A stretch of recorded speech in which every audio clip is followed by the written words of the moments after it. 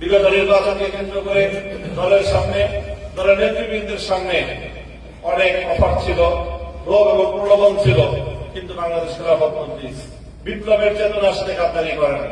বাংলাদেশ খেলাফত মজলিস শহীদদের রক্তের সঙ্গে গাদ্দারি করে নাই। বাংলাদেশ খেলাফত মজলিসের নেতৃবৃন্দ নিজেদের ব্যক্তিগত চাওয়া পাওয়াকে পেছনে ফেলে দিয়ে জাতীয় স্বার্থকে অগ্রাধিকার দিয়েছে। শাহাদাতের রক্তকে উজ্জীবিত রাখার জন্য, শহীদদের শপথকে বাস্তবায়নের জন্য, গণ আকাঙ্ক্ষাকে বাস্তবায়ন করার জন্য বাংলাদেশ খেলাফত মজলিস দায়িত্বহীনভাবে ভূমিকা পালন করেছে। বিসমিল্লাহির রহমানির রহিম। হুয়াল্লাযী আরসালা রাসূলাহু বিল হুদা ওয়া দীনিল হক লিইয়ুযহিরাহু আলা দ্দীনি কুল্লিহি ওয়ালাউ কারিহাল মুশরিকুন। সাদাকাল্লাহুল আযীম। বাংলাদেশ খেলাফত মজলিস পবিত্র মক্কা মুকাররমা মহানগরী শাখার উদ্যোগে আয়োজিত আজকের এই হজ পুনর্মিলনী সম্মেলনে উপস্থিত সম্মানিত সভাপতি, উপস্থিত বাংলাদেশ খেলাফত মজলিসের কেন্দ্রীয় নেতৃবৃন্দ, মক্কা শাখার দায়িত্বশীল ভাইয়েরা, হেফাজতে ইসলাম বাংলাদেশ মক্কা শাখার দায়িত্বশীল বৃন্দ এবং অন্যান্য বাংলাদেশ খেলাফত মজলিসের বিভিন্ন শাখা থেকে সমবেত আমার প্রাণপ্রিয় দায়িত্বশীল ভাইয়েরা, প্রবাসী বন্ধুগণ এবং আমার সম্মানিত হাজী সাহেব, সর্বপ্রথম আমি বাংলাদেশ খেলাফত মজলিস কেন্দ্রের পক্ষ থেকে মক্কা মহানগরী শাখা দায়িত্বশীলদের কৃতজ্ঞতা এবং শুকরিয়া জ্ঞাপন করছি যে পবিত্র হজ মৌসুমে যখন সারা পৃথিবী থেকে ইমানদার মুসলমান মানুষজন পবিত্র বাইতুল্লাহ নগর মক্কা মুকাররমায় একত্রিত হন, এরকম একটি সুন্দর সময় এই মক্কা নগরীতে ঐতিহ্যগতভাবে খেলাফতের আহ্বান, আল্লাহ দ্বীনকে বিজয়ী করার এই পয়গামকে আমাদের জাতির প্রতিটি সদস্যের কাছে নতুনভাবে উজ্জীবিত করার একটা প্রয়াসের অংশ হিসেবে প্রতি বছরই হজ পুনর্মিলনী হয়ে থাকে। এবছর আলহামদুলিল্লাহ আমাদের দায়িত্বশীল ভাইরা সুন্দর আয়োজন করেছেন, ব্যাপক উপস্থিতি এখানে রয়েছেন। যারা উপস্থিত হয়েছেন আমরা তাদের সকলকে আন্তরিক শুভেচ্ছা এবং কৃতজ্ঞতা জ্ঞাপন করছি। সম্মানিত উপস্থিতি, সুদীর্ঘ আলোচনা করার প্রয়োজন নেই। আমি আপনাদের সম্মুখে দুই তিনটি কথা আলোচনা করব। প্রথম কথা হল যে আলহামদুলিল্লাহ বাংলাদেশ খেলাফত মজলিস আজকে অত্যন্ত চমৎকার এবং ভারসাম্যপূর্ণ, খুবই উপযোগী, সময় উপযোগী কিছু কর্মসূচি নিয়ে বাংলাদেশের টেকনাফ থেকে তেঁতুলিয়ায় গোটা দেশের সর্বস্তরের মানুষের কাছে একটি আস্থার প্রতীকে এবং একটি সম্ভাবনাময় কাফেলায় পরিণত হয়েছে। আল্লাহ রাব্বুল আলামিন আল্লাহ দ্বীনের স্বার্থে, ইসলামের স্বার্থে, উম্মার প্রয়োজনে বাংলাদেশ খেলাফত মজলিসের এই সম্ভাবনাকে আল্লাহ কবুল করেন। আমাদের সংগঠনের দায়িত্বশীল নেতাকর্মী এবং শুভানুধ্যায়ীদের উদ্দেশ্যে আমি সেই কথাগুলি সংক্ষেপে বলতে চাই যে কেন আজকে বাংলাদেশ খেলাফত মজলিসকে আমাদের শক্তিশালী করা প্রয়োজন এবং খেলাফত মজলিসের সম্ভাবনাটা কোথায়। প্রথম বিষয় হল বাংলাদেশ খেলাফত মজলিস দ্বীনি দিক থেকে, ইসলামের দৃষ্টিকোণ থেকে খুবই চমৎকার একটা কর্মসূচি নিয়ে মাঠে ময়দানে তার কার্যক্রম পরিচালনা করছে। বাংলাদেশ খেলাফত মজলিসের অনেকগুলো সহযোগী সংগঠন নিয়ে একটা পূর্ণাঙ্গ সংগঠন হিসেবে আজকে বাংলাদেশে আলহামদুলিল্লাহ আবির্ভূত হয়েছে। এখানে বাংলাদেশ খেলাফত মজলিসের মূল সংগঠনের পাশাপাশি বাংলাদেশ খেলাফত যুব মজলিস, বাংলাদেশ খেলাফত ছাত্র মজলিস, বাংলাদেশ খেলাফত শ্রমিক মজলিস, এই তিনটি শাখা সংগঠন আমাদের ধারাবাহিকভাবে অব্যাহতভাবে তাদের কার্যক্রম পরিচালনা করছে। আলহামদুলিল্লাহ অতি সম্প্রতি আমরা বাংলাদেশের নারী সমাজের মধ্যে, ছাত্রীদের মধ্যে খেলাফতের এই দাওয়াত এবং খেলাফতের এই আহ্বানকে ছড়িয়ে দেওয়ার লক্ষ্য নিয়ে আমরা নারীদের মধ্যে ব্যাপকভাবে সংগঠনের দাওয়াত এবং কার্যক্রম বিস্তৃত করে দেওয়ার উদ্যোগ গ্রহণ করেছি এবং অভূতপূর্ব সাড়া আমরা আমাদের নারী অঙ্গন থেকে আমরা পাচ্ছি। ইনশাআল্লাহ বাংলাদেশ খেলাফত মজলিস আগামীর বাংলাদেশে একটি সারা জায়গায় সংগঠনে পরিণত হবে বলে আমরা আশা করছি।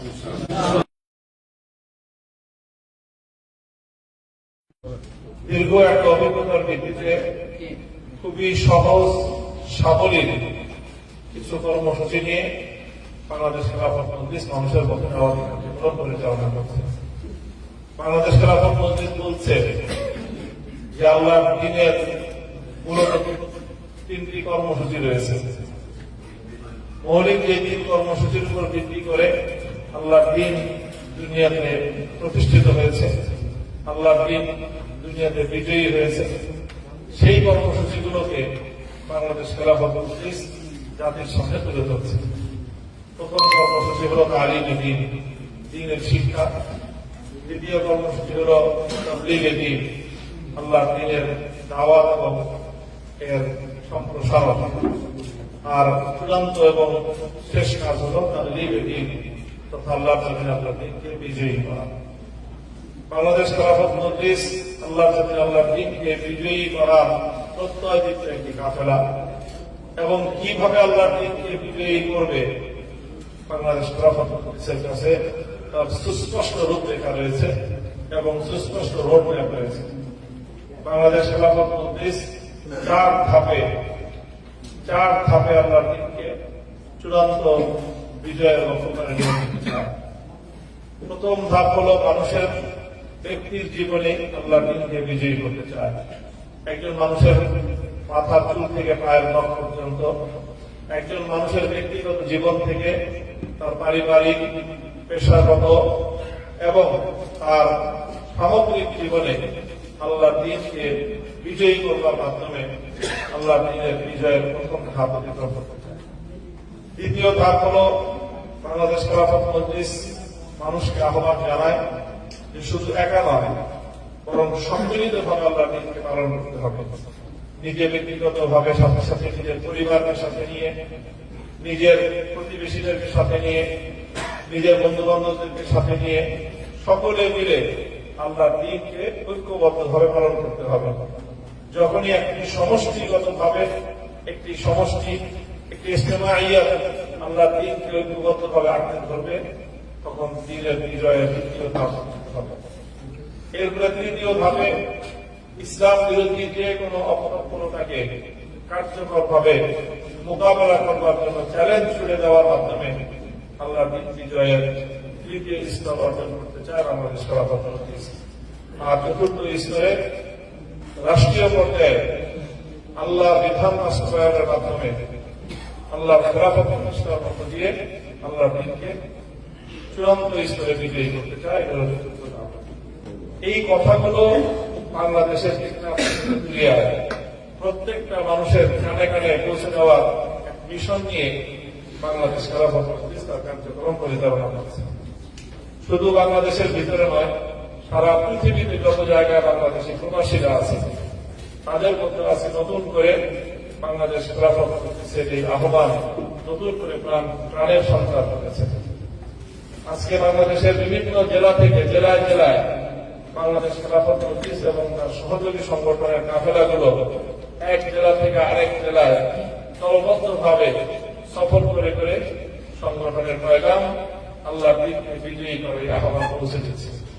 আমি যখন আজকে আপনাদের এখানে দাঁড়িয়ে পবিত্র মক্কা মুকাররমায় বাংলাদেশ খেলাফত মজলিসের দ্বীন বিজয়ের এই বার্তা প্রচার করছি, ঠিক তখনই বাংলাদেশ খেলাফত মজলিসের ফরিদপুর জেলা থেকে যুব মজলিসের সাথীরা সিলেট জেলায় গিয়ে প্রিন্সিপাল আল্লামা হাবিবুর রহমান রহমতুল্লাহ আলাইহির প্রতিষ্ঠিত সেই কাজির বাজার মাদ্রাসা অঞ্চলে দ্বীন বিজয়ের এই পয়গাম নিয়ে তারা সেখানে সফর করে সফরের কর্মসূচি পালন করছে।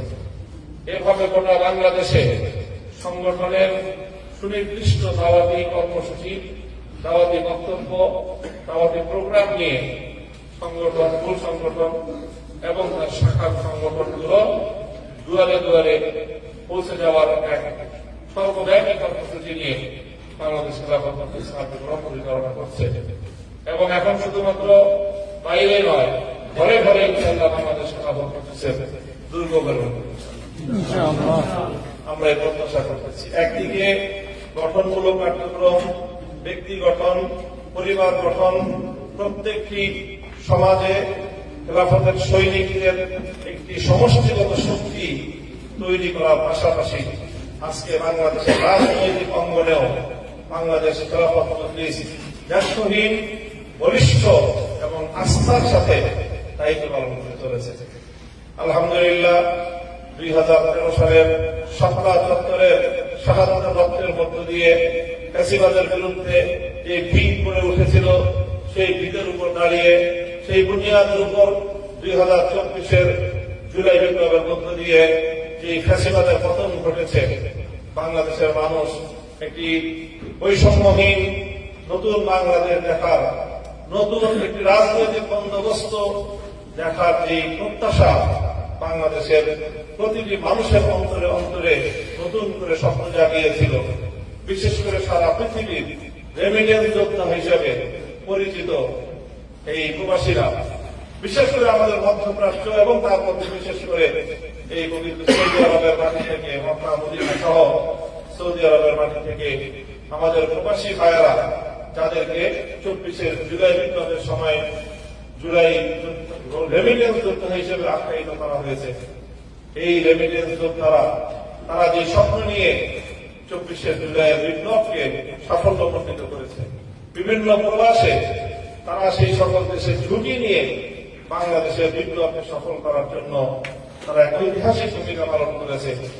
অর্থাৎ গোটা বাংলাদেশের বিশেষ করে তরুণ প্রজন্ম তারা বৈষম্যহীন বাংলাদেশ গড়বার, নতুন রাজনৈতিক বন্দোবস্ত তৈরি করার এবং ফ্যাসিবাদকে মোকাবেলা করার জন্য, দেশের মানুষের অধিকার আদায় করার জন্য যে বিপ্লব, যে অভ্যুত্থান হয়েছে, সেই অভ্যুত্থানের আকাঙ্ক্ষা যেন বাংলাদেশে বাস্তবায়িত হয়, এটাই হল আজকের বাংলাদেশের রাজনীতির সবচেয়ে গুরুত্বপূর্ণ এজেন্ডা। এই এজেন্ডা নিয়ে 2026 সালের 12 ফেব্রুয়ারি নির্বাচন হয়েছে এবং সেই নির্বাচন শুধুমাত্র জাতীয় সংসদের নির্বাচন ছিল না, সেটা ছিল একসাথে সংসদ নির্বাচন, সঙ্গে ছিল গণভোট। অর্থাৎ বাংলাদেশে স্বাধীনতার পর দ্বিতীয়বারের মতো এই গণভোট অনুষ্ঠিত, চতুর্থবারের মতো বাংলাদেশে গণভোট হয়েছে। এর আগে 3টি গণভোট হয়েছে। এই চতুর্থবারের গণভোট ছিল আগামী নতুন বাংলাদেশ গড়বার বুনিয়াদ। এই গণভোট ছিল বৈষম্যহীন বাংলাদেশ গড়বার, জুলাই বিপ্লবের আকাঙ্ক্ষা বাস্তবায়নের গণভোট। কিন্তু দুর্ভাগ্যজনকভাবে নির্বাচনের আগে সব পক্ষ ঐক্যবদ্ধভাবে জুলাই সনদ বাস্তবায়নের শপথ ব্যক্ত করার পরেও নির্বাচন পার হয়ে যাওয়ার পরে পরবর্তী সময়ে এই জুলাই সনদ বাস্তবায়ন, গণভোটের রায় কার্যকর এবং নতুন রাজনৈতিক বন্দোবস্ত বাস্তবায়নের লক্ষ্যে যে সকল প্রস্তাবনা সামনে আনা হয়েছে, যাতে ফ্যাসিবাদ নতুন করে আর ফিরতে না পারে, যেন ক্ষমতা ভারসাম্য রক্ষা পায়, এই ব্যবস্থাগুলো বাস্তবায়নের লক্ষ্য নিয়ে যেই ঐক্যবদ্ধ একটা সিদ্ধান্ত এবং ঐক্যমত্য প্রতিষ্ঠিত হয়েছিল, আমরা দেখতে পাচ্ছি নির্বাচনের পরবর্তী সময়ে সরকার সেই বিষয়ে আলোচনা শুরু করেছে এবং নানা রকম ফাঁক ফোকর তুলছে এবং তারা আবারও সেই অতীতের ভুল পথের দিকে যাত্রা শুরু করবার বিপজ্জনক চিন্তা ভাবনা তারা করতেছে। এই সময়ে সরকারকে তাদের এই ভুল থেকে রক্ষা করা, বিপজ্জনক আবার সেই ফ্যাসিবাদী কায়দার দিকে নিজেদেরকে পরিচালিত করবার আত্মঘাতী পথ থেকে সরকারকে রক্ষা করার মাধ্যমে দেশ এবং জাতির আগামী উজ্জ্বল ভবিষ্যৎ প্রতিষ্ঠার লক্ষ্যে সর্বপ্রথম বাংলাদেশের রাজনীতিতে বাংলাদেশ খেলাফত মজলিস বলিষ্ঠতার সাথে মাঠে অবতীর্ণ হয়েছে। 12 ফেব্রুয়ারির পর 2 মাসের মধ্যে ঢাকার রাজধানী, বাংলাদেশের রাজধানী ঢাকার সোহরাওয়ার্দী উদ্যানে ঐতিহাসিক মহাসমাবেশের মধ্য দিয়ে বাংলাদেশ খেলাফত মজলিস সর্বপ্রথম বাংলাদেশের রাজনীতিতে জনগণের গণভোটের গণরায় বাস্তবায়নের লক্ষ্যে বলিষ্ঠ কর্মসূচি নিয়ে মাঠে অবতীর্ণ হয়েছে এবং এর মাধ্যমে আগামী বাংলাদেশের রাজনীতিতে বাংলাদেশ খেলাফত মজলিস তার ব্যর্থহীন পথ চলার আগাম বার্তা দেশের প্রতি মানুষের কাছে পৌঁছে দিয়েছে এবং সেখান থেকে কর্মসূচি ঘোষণা করা হয়েছে। ইনশাআল্লাহ আল্লাহ আমাদেরকে সহি সালামত দেশে ফিরিয়ে নিলে গোটা দেশব্যাপী গণভোটের রায় বাস্তবায়ন সহ জনগণের গণ অভিপ্রায় বাস্তবায়নের লক্ষ্যে আমাদের এই নিরলস এবং আকস্মিক সংগ্রাম এবং আন্দোলন অব্যাহত গতিতে চলতে থাকবে ইনশাআল্লাহ। একদিকে ঘরে ঘরে সাংগঠনিক তৎপরতা, দাওয়াতি কর্মসূচি, সারা দেশ জুড়ে তৃণমূলে এইভাবে তরবিয়তি সফর সহ বিভিন্ন কার্যক্রমের মাধ্যমে জনশক্তি গঠন, পাশাপাশি রাজনৈতিকভাবে নিজেদের অবস্থানকে শক্তিশালী করার মাধ্যমে দেশের জনগণের অধিকার আদায়ের লক্ষ্যে বাংলাদেশ খেলাফত মজলিস এখন একটি আক্ষরিক অর্থে এবং প্রকৃত অর্থেই মানুষের ইচ্ছা এবং গণমানুষের আকাঙ্ক্ষা বাস্তবায়নের একটি গণসংগঠনে পরিণত হয়েছে বাংলাদেশ এবং ইনশাআল্লাহ আমরা লক্ষ্য করছি যে শুধুমাত্র একটি বিশেষ শ্রেণী বিশেষ নয়, শুধুমাত্র আলেম সমাজ নয়, আজকে বাংলাদেশ খেলাফত মজলিসের প্রতি সমাজের প্রতিটি শ্রেণী এবং পেশার মানুষের বিপুল আগ্রহ এবং উদ্দীপনা সৃষ্টি হয়েছে এবং বিভিন্ন শ্রেণী এবং পেশার লোকজন ব্যাপকভাবে বাংলাদেশ খেলাফত মজলিসে যোগদান করছেন এবং আমরা আশা করছি যে আগামী দিনে বাংলাদেশ খেলাফত মজলিস একটি ভারসাম্যপূর্ণ এবং সত্যিকার কার্যকর একটি গণসংগঠনে পরিণত হবে। এই সময়ে প্রবাসী ভাইয়েরা যারা আছেন, আমরা কেন্দ্রের পক্ষ থেকে সকল প্রবাসী শাখাগুলোকে আরো শক্তিশালী করার জন্য বিশেষ করে মধ্যপ্রাচ্যের প্রতিটি শহরে শহরে প্রবাসীদের মধ্যে বাংলাদেশ খেলাফত মজলিসের কার্যক্রমকে শক্তিশালী করা, আপনাদের মধ্যে সংগঠনের প্রকৃত চেতনা এবং সংগঠনের পূর্ণাঙ্গ সাংগঠনিক যে প্রশিক্ষণ, এই কার্যক্রমগুলো শক্তিশালী করার মাধ্যমে গোটা বিশ্বজুড়ে সকল প্রবাসী ভাইদের মধ্যে বাংলাদেশ খেলাফত মজলিসকে একটি শক্তিশালী দুনিয়ার জন্য প্রতিষ্ঠিত করার কেন্দ্রীয় পরিকল্পনা গ্রহণ করা হয়েছে। অতি সত্ত্বের ইনশাআল্লাহ তার বাস্তবায়ন শুরু হবে। একদিকে দেশের ভিতরে সকল অঙ্গনে সাংগঠনিক তৎপরতা, একই সাথে রাজনৈতিক আন্দোলন সংগ্রাম এবং রাজনৈতিক তৎপরতার মধ্য দিয়ে বাংলাদেশ খেলাফত মজলিস এইভাবে সামনের দিকে অগ্রসর হয়ে যাবে।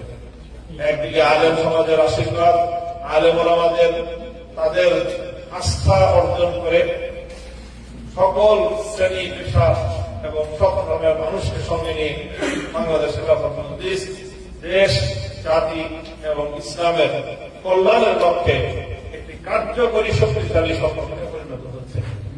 এই সময় আমি উম্মুল কুরা, পৃথিবীর সর্বশ্রেষ্ঠ জায়গাভূমি পবিত্র বাইতুল্লাহ শহর মক্কা নগরীতে এই হজের মৌসুমে হাজী সাহেবদেরকে নিয়ে এবং মক্কায় অবস্থানকারী ভাইদেরকে নিয়ে মহান আল্লাহ পাক রব্বুল আলামিনের কাছে দোয়া করছি এবং আপনাদের সকলের কাছে দোয়া চাচ্ছি যে আপনারা সকলেই এই কয়েকদিন পবিত্র মক্কা মদিনায় আছেন, আপনারা বাংলাদেশ খেলাফত মজলিসের জন্য বিশেষভাবে দোয়া করবেন যেন বাংলাদেশ খেলাফত মজলিস আল্লাহর দ্বীনের এই ঐতিহাসিক দায়িত্ব যেন যথাযথভাবে পালন করতে পারে। বাংলাদেশের মানুষের অন্তর যেন আল্লাহ পাক রব্বুল আলামিন সংগঠনের দিকে বাংলাদেশ খেলাফত মজলিসের দিকে আরো বেশি আকৃষ্ট করে দেন এবং মানুষের এই বিপুল উৎসাহ, উদ্দীপনা এবং আগ্রহের প্রেক্ষিতে সংগঠনের উপর যে ঐতিহাসিক দায়িত্ব অর্পিত হয়েছে, আমরা বাংলাদেশ খেলাফত মজলিসের যারা দায়িত্বশীল রয়েছি, আল্লাহ যেন আমাদেরকে সে দায়িত্ব যথাযথভাবে পালন করার এবং জনগণের এই স্বপ্ন বাস্তবায়ন করার তৌফিক আল্লাহ আমাদের দান করেন।